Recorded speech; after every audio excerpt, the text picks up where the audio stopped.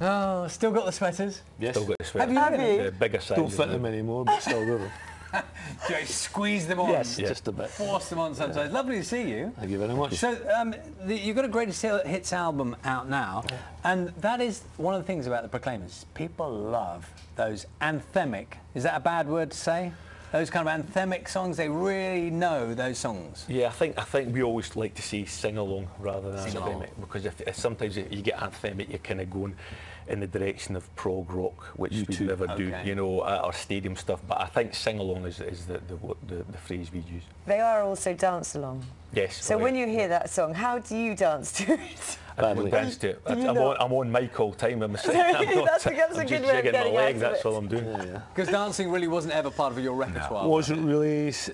Stylists, dance coaches, no, it was never really a part of it. We just got up and did it, and that's what we'll always do. You know? Well, that's kind of why people love you so much. But there was a time, wasn't there, and I know you've told this story a few times before, when people thought that your Scottish accent was going to be a problem. Yeah, we used to come down to London on the overnight bus from Edinburgh in the kind of mid-1980s, and you would meet, sometimes you would actually get to meet a record company or a publisher, and they would say that they liked the songs, but they thought the fact that they were done in a Scottish accent would limit the appeal, which they were probably right, but it also makes it more distinctive. So we thought, seeing as we're writing about our own lives, that we should sing in our own accents, so we kept doing that, and eventually it paid off. Was it they had a problem with the R particularly? Yeah, it was the. What was it? There's a song called "Throw the R Away," which is the very first single we put out, and that was really in response to people saying that they couldn't understand the words, so therefore you wouldn't get a deal, or if you did get a deal, if you buy the record, there's a lyric sheet in it. So if you have any confusion about any of the words, it's printed quite clearly. See, Charlie likes them. Like to look at the I love to read. We've always printed the lyrics to all the songs that we do on every record, because people love it. You know, people like to know and read, don't they? Yeah, because I could never get, when I was growing up, well, a lot of records you would have to guess. You'd have to guess, and sometimes you half the fun. Get it right.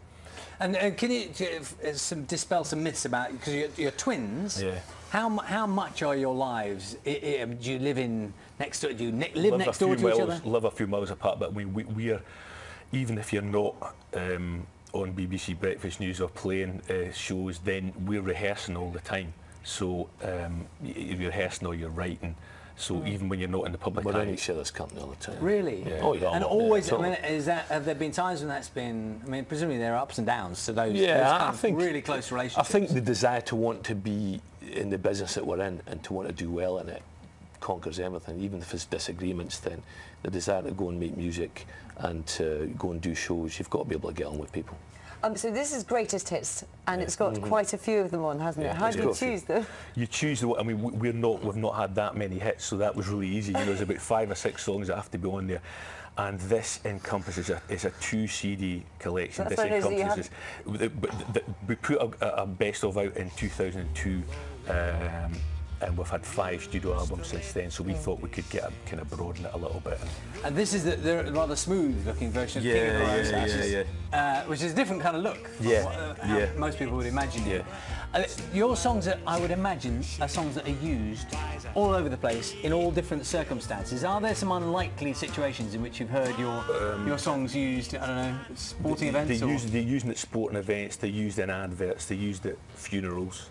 And which weddings songs and bar mitzvahs. Sunshine at least played a lot at funerals, but there's other ones played as well. You know, I think we're not unique in that. There's plenty of acts who have this stuff used in different big funeral acts. I think Robbie Williams does well with Angels, so I'm told. I don't know if he gets paid for it. Yeah. You're going to do Glastonbury, aren't you, as well? We're doing Glastonbury this year. We're doing the acoustic tent, not acoustically.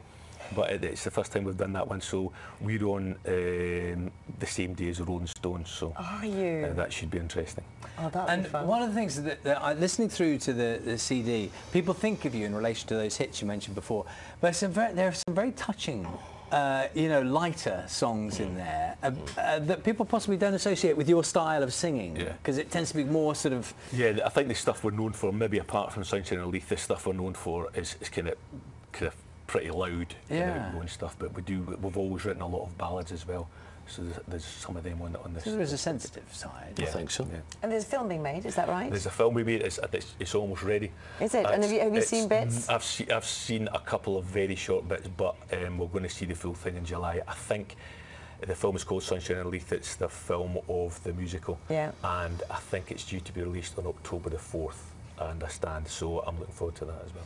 And the live stuff, you mentioned Glastonbury, does that still give you the same buzz? Yeah, Is that it does. I mean, it's the best thing. I mean, writing songs are great, and recording them's fantastic. Doing stuff like this is great, but actually performing, if you play music, I don't understand people who don't want to perform it.